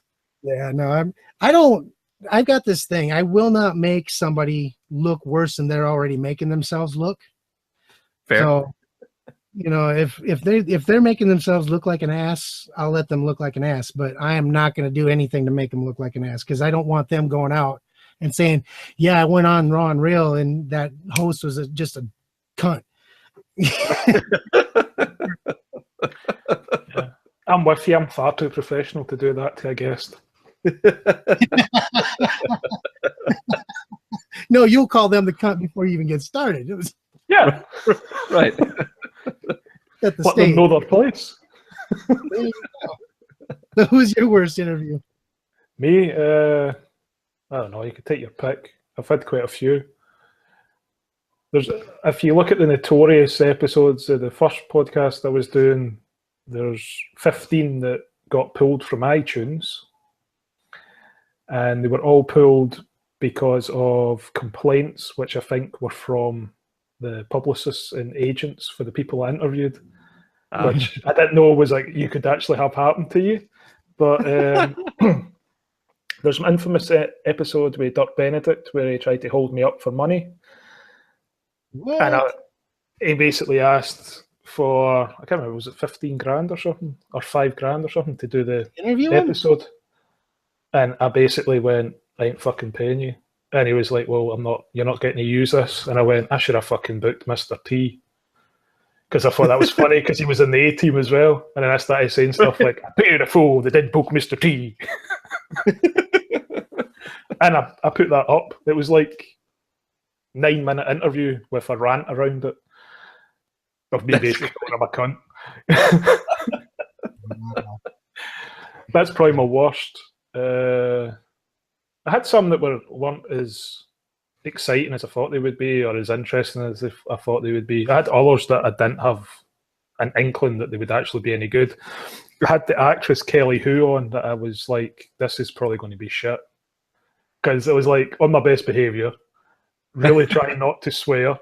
But, like, she swore like on the second thing she said on the episode. And I was like, well, it must be fucking free reign then. So I just started. But I've had people that don't even know their own like resume for what they've been in. She asks them about a film they've been in, and they're like, "Was I in that?" And you're like, "Oh, for fuck's sake! What the fuck are you supposed to do with this?" Yeah. That'd be like interviewing Sean Connery. He's been in so many damn movies, he probably doesn't remember freaking a quarter of them. Right. You would just ask him, who's the most famous woman you've beat up? Or one your wife. Allegedly. You throw that allegedly in. Fuck him. He probably doesn't like me. I threatened to be up his son once. So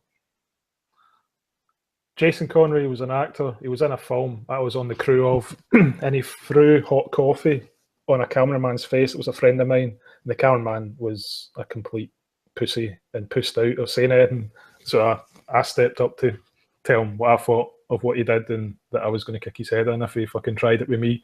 And he got me sacked. But I allegedly keyed his car when I was leaving. So, Jason Connery, if you're watching.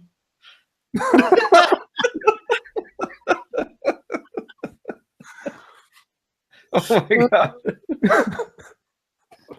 You know, That's it's incredible. funny. I mean, we sit here on the show now. This is the second time I've been on the show, and I've said some pretty nasty shit about certain people, and I've never had any backlash yet. So you know nobody's fucking watching this shit. Yeah, pretty much. The good thing is that the only person who's given me bad feedback so far was...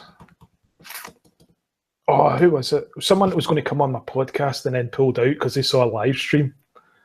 Can't remember now. Some arsehole horror actor. Anyway, they were like all excited about coming on my show, and then they watched the episode that was CJ and Cole and me, and were offended by something I said on that. They were offended by something you said? Yeah. That's surprising. 'Cause I thought you were pretty tame in that show. I was on my best behaviour, I thought.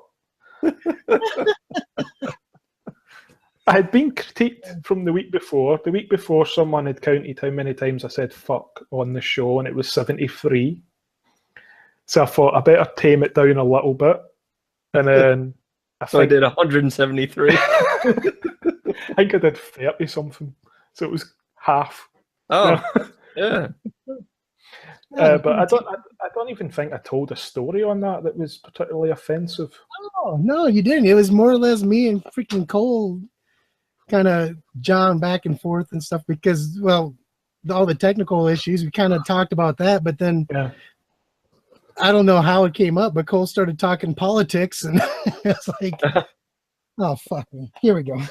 Because I hate politics. Yeah, I know. Yeah, it's the one topic, although it's supposed to be uncensored and anything goes, politics is the one thing I try to veer away from. Yeah, because it's the boring. Like, it's the same shit. It's the boring, question came up, but it's also, you piss off half your audience. And if you've only got 2 viewers, that's a lot. that too. That's true too. 2 viewers, Yeah, not one of them. Yeah, it was fun being on the show with Cole though. It was absolutely fantastic. And the question, the questions he would pop back into with questions like you kind of want to sit back and just be like, where the fuck did that come from, Cole? Yeah. But The one clip I was watching, you guys, you're talking about listening to the shows with your wives. Yeah. I thought that was great. Well, my wife hates Raw and Real. She fucking hates that show. But she loves Grit and Grace.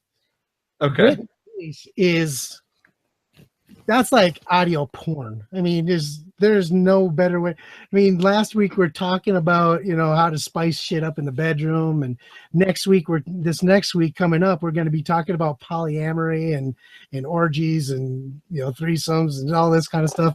So yeah, it's like, and I'm like, my wife is watching this stuff, and I'm like, Unreal is way more tame than this. Right. That's very risque.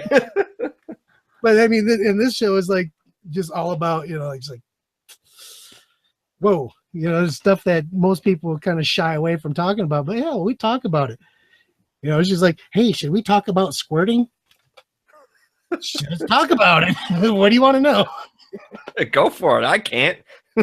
I can't do it. Right? Like, yeah, what do you want to talk about? If I has it happened to you? Well, no, but have you ever made somebody? Well, yeah. Okay, let's talk about it. Oh man, this is going to be the most fucked up episode of the Haver yet. It's an honor and a privilege. Oh yeah. The funny thing is, out all the stuff I do, this is the one thing my mum fucking watches. Oh, sorry, Drew's mom. So, Didn't mean to talk about cunts and squirting and all that kind of stuff. hi, Mum. Cunt. I'll probably get slapped in the back of the head next time I'm through. Oh God, I hope you do. I hope you do. And then spit when you do it and say, "Oh, I squirted."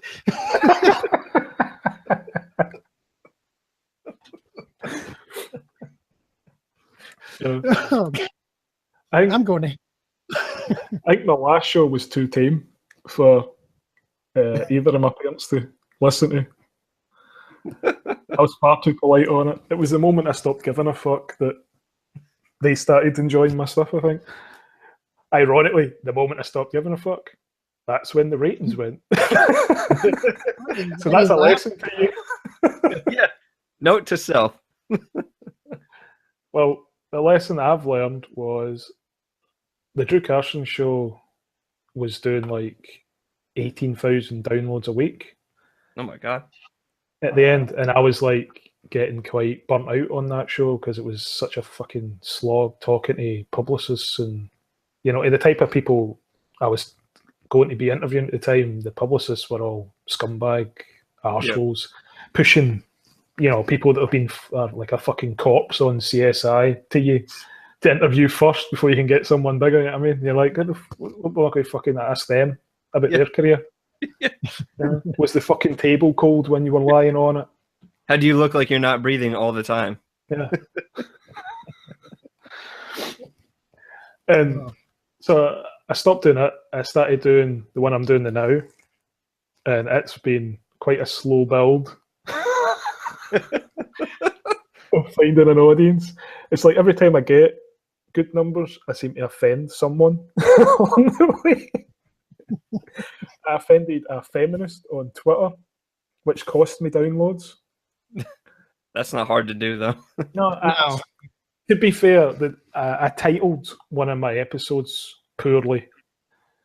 Okay. Although the word I used is a word that could be used in the context I used it for, but it offended her because I was talking about the remake of Nightmare on Elm Street, and I called the episode "The Raping of Elm Street," and that offended her.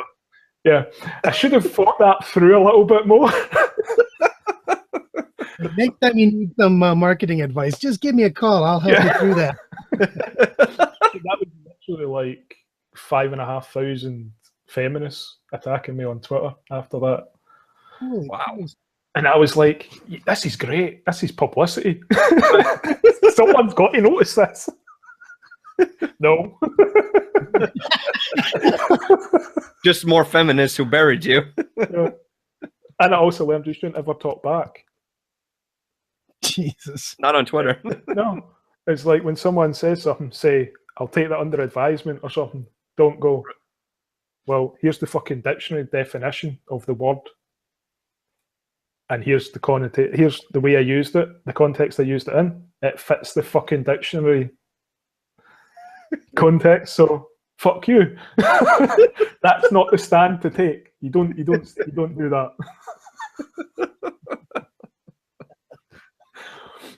Oh, shit.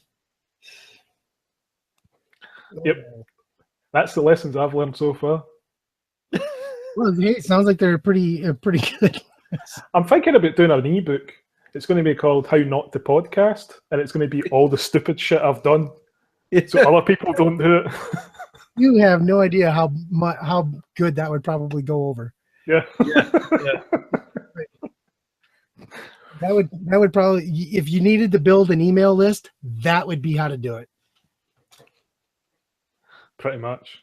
Yeah. Because people would get drawn to that just because. I mean, there's so much parody into that it just That would be a brilliant ebook. There was a great little Scottish podcast that went, I think, 12, 13 episodes before it got cancelled, called Four Cunts. And it's just four Scottish guys talking shit about what was in the paper that week. And the reason it ended was one of the guys' wives didn't like the name of it. So it was End Your Podcast or Divorce. That guy should write the How Not to Podcast book. Yeah. Don't put cunt in the title of your show. Yeah, you can say it all you want, just can't put it in the title. No, iTunes don't like that. On the flip side, if you just don't say that your show's got swearing in it, iTunes don't seem to fucking know any different. So you can just say it's clean. Oh, really? Plenty of people that have done that, yeah. Oh, no. No, I was doing that for a while. Oh, I put explicit at the beginning, and now that my show is fairly clean, yeah. I mean, there's a lot of episodes now you don't hear a single cuss word, and they still put explicit on the dang thing. Like, it's crazy because what I learned was if your show's explicit, you cut yourself off from quite a lot of different markets like India, China. Well, you can't say fuck in India. That's not true. I made the mistake of doing that on this other guy, this this Be Live show. There's been a huge influx of Pakistani and Indian users on Be Live, and they want to interview anybody. It's like, oh, can I be on your show? No, you can't be on my show. You don't have a story. Would you come on my show? Sure, I'll come on your show. So then I go on the show, and this guy's, I'd like to introduce you to the world famous CJ Ripka. I'm like, world famous where? Fuck you. And he goes, thank you. He's like, oh, don't say that. Like, did you do the accent when you were on the show? I was like, what the? Like, then we're in the episode, and he's asking me, so what do you think of Pakistani? I'm like, what am I supposed to think of you guys? I mean, you guys were hiding terrorists when we were trying to fucking kill them. What do you want me to say? I'm a soldier. They were shooting at me from Pakistan. You guys kind of pissed me off when I couldn't go in there and just fuck them up. I mean, just saying. So what am I supposed to think of Pakistan? I mean, but other than that, 5 stars on TripAdvisor. I'm saying what I should have said. Yeah. So instead of saying that, I say, yeah, you guys never done nothing to me. That was where I left it. I couldn't, and he's expecting me to say, oh yeah, you guys are nice. What do you think of the Pakistanis? I'm like, hey, you guys are cool dudes, man. I mean, what do you, hell, I think you guys should all come to the United States. Really fuck with Donald Trump. I mean, come on. You know? Oh shit, CIA is gonna be coming through my door pretty soon because I text you. Oh hell. But no, it was funny because I dropped the F-bomb a couple of times, and every time I dropped the F-bomb, he was wearing this guy is wearing this like aviator sunglasses, like the Tom Cruise aviator sunglasses. And he's like, I wish I could paint the picture for you, but you know, a little tiny guy, looked like a little hobbit or something. He's got these big giant aviator sunglasses on that are like 2 sizes too big for his face. He's like, so Mr. CJ. Like, yeah, Fathead. I couldn't say his name, so I kept calling him Fathead, and I was like, and then finally I was like, he asked me a question about when I started live streaming, and I said, I don't know. I suppose I've been live streaming for about, you know, a fucking year now, and all of a sudden the sunglasses come down. His eyes are like this big, as big as the sunglasses were. It's like, oops. Apparently, you're not supposed to say "fuck" in Pakistan. It's one of those things. So if he doesn't do his research, it's his own fucking fault. It's like I did a horror live stream, and the guy hosting it had U Ball on, Now, if you've listened to my podcast at all, you know I think Uwe Boll's films are shit and that he's the worst filmmaker of all time. So on the show, he asked me, what do I think of Uwe Boll's career? And I was like, what career? What do you think of his films? And I went, I've seen better film on teeth. And then Uwe Boll started threatening me that he was going to fight me and stuff. So I just started calling him limp dick and stuff like that to his face. Because I was desperate to get him to leave the live stream, so I wanted him to leave first. So I was just calling him everything I could think of, piss him off. And then for like 5 minutes straight, I was just sitting going like this. What's he going to do? Well, I would love to be the promoter for that show that's done live, where you and whoever the other guest is. I mean, I'll either promote it or host it. Either way, I don't. And then I'll referee it because I know where it's going to end up with you doing the same thing. Like, okay, here's Drew Carson. He's the host of Terra Firma Podcast and the Haver. And over here we have. You're gonna get fucked up, dude. I'm just gonna tell you. Let's get ready to. You're gonna get fucked up. I'm just telling you. Yeah, I can see that one. That would be a fun episode. If you can't be offensive, what's the point? Right, you want to be genuine too. Yeah, but it's like all these people are like the podcast that are trying to be nice to everyone. You're not going to like everyone.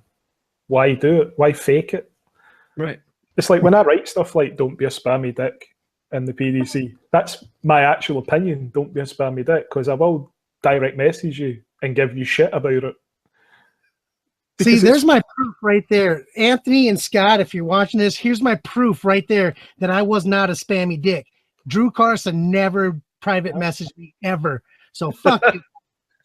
Fuck you.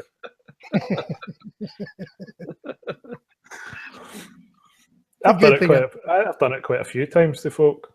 I've just been like, there's certain days of the week you're supposed to put your shit up and that's it. Stop being a cunt. I don't want my phone to keep fucking pinging with your shitey fucking links to your shit shows that no fucker watches. You know, I love to change that up because my phone used to die when they'd put in I had to unfollow them. I mean, I was still part of the group, but I had to unfollow because my phone would be dead by fucking lunch because everyone's putting up their shit. And I'm like, man, damn. I was talking to a guy in another podcasting group, and he said someone asked him advice. He said, "What would you do if you were me with my podcast?" And he said, "I'd just fucking stop doing it. It's shit." Oh, man. And I was thinking, that's great advice. You know, that's the funny thing is for the longest time I was in the PDC. I bet you for 8-9 months before I went on Scott's show, and that whole time before I went on Scott's show, nobody knew, you know, what I'd done before. They didn't know my background or anything like that. So me and Cody Boyce used to get into freaking just brawls, you know, talking about audio, and he's like, "Oh, you got to use this DAW, and you got to use this, you know, focus right, blah blah blah." Like, dude, shut the fuck up. You don't know what the hell you're talking about. He's like, "Oh no, I'm an audio engineer." I'm like, whatever. Yeah, okay, you're an audio engineer. Fuck off. And then I would go rounds. I mean, just rounds about stupid shit. And I'd tell people the most simple, basic way to do something, and he'd jump all over it. No, that's not how you do it. And then finally it came out on Scott's show when I called out, right after I called out the fact that all these podcast coaches are coming out after doing freaking 20 episodes.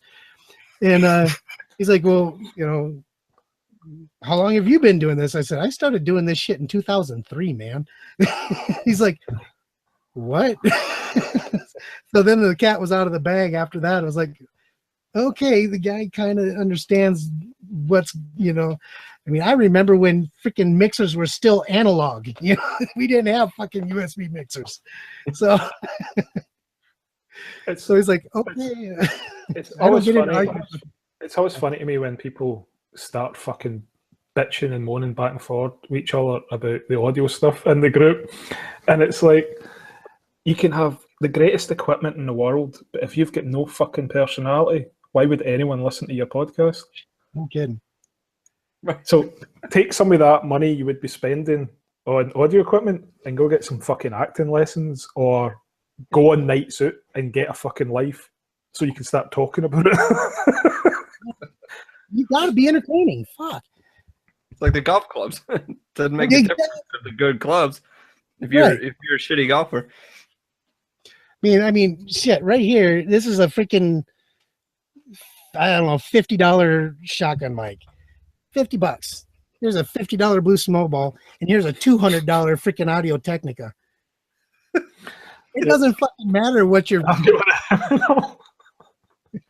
See, it doesn't matter what freaking equipment you got. All that matters is that you can have a good time and you can keep people entertained for 20, 30, 40 minutes. Hell, you don't even have to be entertaining the whole show. Just be entertaining once in a while. I did at least 5 episodes when I swapped from my old mic to that one, where I hadn't set that one up on fucking Skype. So it was just using the mic on my fucking desktop. I was like editing it, and I'm like, why does it sound so shit? Never once thought to look. That's podcasting. I guarantee. Okay. So listening to your show tonight, I guarantee you, if you had somebody like Cody or somebody listen to your show, they would be all over your guys' sound, because you have like one person on a mic and it sounds like 2 people are sharing a mic over here, and it sounds like you got someone way back in the background, that you usually kind of way back in the background shouting at everybody else. And, I was listening to it, I'm like, I like this sound. I like the way that it's like got this dynamic sound. It sounds like there's freaking mayhem going on in there. Always. And it sounds great though. I thought the sound was fine, but you asked some audio file. If I took it to my buddy Ray is, if you don't have that perfect sound, that perfect, your levels are set right, your EQ is set perfect. If you don't have that sound, he's just like, oh, I can't listen to this. I can't listen to this. I just, what kind of guy I am. I'm an audiophile. I'm like, no, you're a freaking dumbass, because that was a great show. Right, yeah. When I start making a dime off the podcast, then I'll put more work into the EQ. Anything that separates you from the next guy's podcast is always good, even if it's your levels aren't right. That guy's levels might be right, but he's probably an absolute arsehole. And I'll be honest, if Cody ever called me out in the group saying your audio shit, I'd tell him to cunt off. Because I don't give a fuck if he listens to my show. In fact, I don't want you to. You know what I mean? Spin on that. That should be the tag for this episode. Don't listen to this. I don't want you to. That's marketing 101 right there. Fuck you guys, don't watch. Yeah. Cut the shit off right now. I promise you, it gets worse.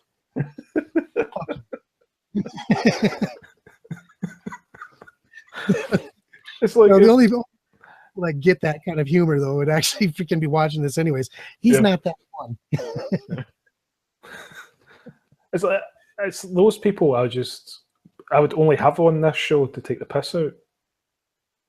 I don't even think I could be sociable and nice in the green room before it. I would be a dick the whole time. The messages on Facebook Messenger would be, all right, you cunts, we're going live in an hour. You're going to get fucked. But of all the people in the PDC, Cody's probably the only one that can come close to looking you straight in the eye. Yeah. He's 6'6" or something, 6'7" or something like that too. He's a tall prick also. I just like giving shit to tall people because, well, and that's pretty much everybody because. Christ. Yeah. I'm built like Chuck Knobloch, 5'6" and 220 pounds. Only no juice. Only Yeah. maybe. I bet your batting average could be just about as good. Well, you know, actually in college and in AA, my batting average was better. So, see, that's the other thing that's kind of cool is because I went on Cole's show. We started talking about, you know, when I was in college and I played college baseball, and then I went to played semi-pro baseball, and then I went up and played, you know, with St. Cloud Saints and the Rochester Pheasants and, you know, all these little semi-pro Northern League teams and stuff like that. And he's like, no kidding. Wow. I mean, I love the way he says that too. He's like, wow. Yeah. Dude, I told you this before the show. It's not that big of a surprise anymore. It's like equal parts sounds amazed, but also sounds like he's being sarcastic as fuck. Yeah. Whether or not he's like being like, it's like, wow, you played for that shit team. Yeah. Wow. You hit a little white ball for a living. Wow. yeah. So Like, dude, you do a sports show. Yeah, but we're on a talk show. It's like when folk interview me and they're like, you sold a screenplay to Hollywood like 10 years ago and it got made into a movie. Wow. What have you done since? What do I need to do? Fuck, it's freaking Hollywood. Yeah, they made the damn movie. That's Did you always ever? It's like, yeah. Did you ever actually do anything that made it big? Well, I made a movie for Hollywood. Okay, so what did you do that was big? Yeah. That's fucking Hollywood, not Bollywood, you bitch. I managed to get my name taken off it.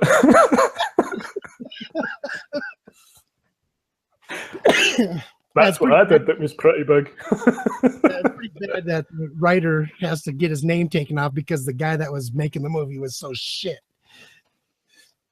That and the script itself was pretty shit, to be honest. I think out of all the scripts I've ever written, that one took the least amount of time. And it's the only one that went to Hollywood. Yeah, it was like one of those ones where it was like a 2-shit script. Like that. Wrote it on the box. It was like a 2-shit script. You know, a movie's bad when you actually get up in the theater, go up, this, come back, and you're kind of disappointed that this movie's still going. So you get back up again, you go out, you take a shit this time, hoping it's going to take longer, and the movie will be over by the time you get back. You know, a movie's bad when the person that's been in contact with you about the movie the whole time is excited because Vern Troyer's going to be in it. Who?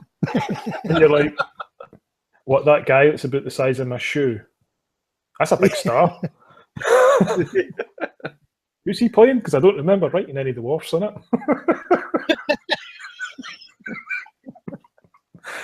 Is he playing that character in the movie that was 6'2" in the script? Are you just cutting off the 6 foot part of it? Not anymore. Apparently, the producer was dyslexic. He's seen 2'6", not 6 foot. Yeah, it was one of those amazing movies where they could afford him for 2 days, but he's got his face on the poster and he's in like 3 scenes. You're like, this is just shit. It's like, what the fuck? The whole trailer is nothing but him, but he's only in 3 scenes. Yeah. Paid him in smack or something, allegedly. Allegedly.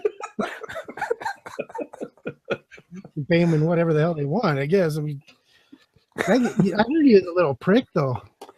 I made the joke once on a podcast, and this got me a shitload of hate, so I'll repeat it here. I made a joke about, I wondered how far I could kick him. Because he's only little, so I was like, I could kick a field goal with him.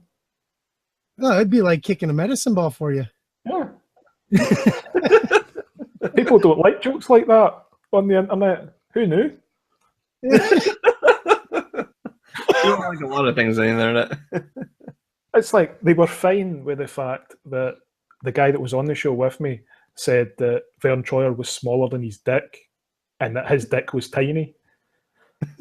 They were fine with that joke. But not jokes about kicking him. Like if you're gonna find that joke funny, you have to find like the entire spectrum. Like you can't draw a line in the sand in these like blue crude jokes, and it's just like, no, that I don't find funny. I don't understand it. I'll never understand that. I also don't understand how a horror audience can find anything offensive. You're watching people getting stabbed to death in movies. Yeah. You enjoy it when people's intestines are strewn about a street. Like, how are you not liking jokes? They're words. Yeah. Use Vern as a fifi, but you know, don't comment about him being a freaking soccer ball.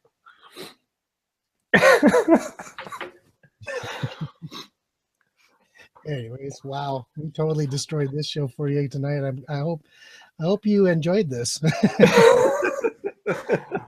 We probably need to end it on a higher note than that, I would imagine. Yeah. Anyone got anything that's remotely uplifting to say?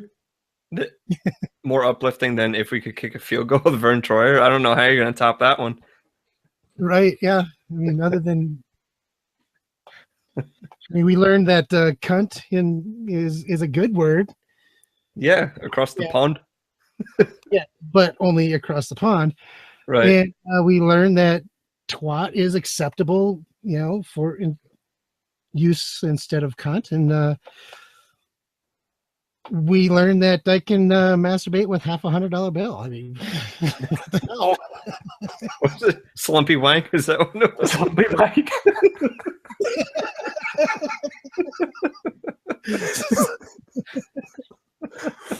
I think this episode of The Havers effectively just destroyed all three of our podcasting careers.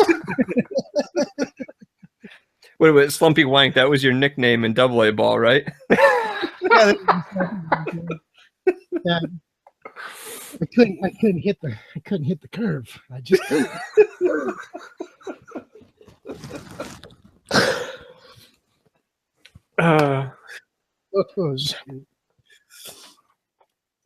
Oh no. if I destroyed anything, yeah, we probably did destroy our podcast with this episode. At least for the 4 people that will watch this. Oh, it'll be 37 because that's how many watched the last one. Oh, fuck me. I can't afford 37. What the fuck were you thinking? Oh, fucking hell. This is basically like, I'm supposed to be using this as a show reel to get celebrities on the Drew Carson show when it comes back. That's going to work well. Hey. I guess you can cross Vern Troyer off the list. Right. It's too fucking short to see him on the webcam anyway. No, you can just sit on a chair like I got a boosty seat under me. I mean, I'm good. Yeah, a couple phone books. Yeah. Surprised they still make those, by the way. Well, I think we'll wrap it up, seeing as it's gone to shit. So, if you just say who you are, name your shows, pimp them out a wee bit before we leave. This is as professional as I get for queuing up this type of stuff. Sure. I mean, I already plugged in the beginning. It's the Ranting and Raving podcast. I'm Sandwich or Steve or whatever the hell you want. If you liked what you heard, which I don't know if you did, we're on iTunes, we're on Patreon, we're on everything. So just find us at Ranting Podcast and enjoy. And I'm Chris from the Ranting Podcast. After Raw and Reel's canceled, he's going to need a job. So. No, I'm CJ, and I am the host of Raw and Real. Thank you, guys. I hope we entertained you a little bit. Come on, you can't take us serious. We're just a bunch of guys out here trying to have fun, trying to give you a little bit of something to laugh about, and hopefully at some point in our meager little existence, somebody will say, hey, I like those guys. I want to listen to more. So till next time, everybody, I'll be seeing you. And once again, Cody Boyce. I don't give a fuck.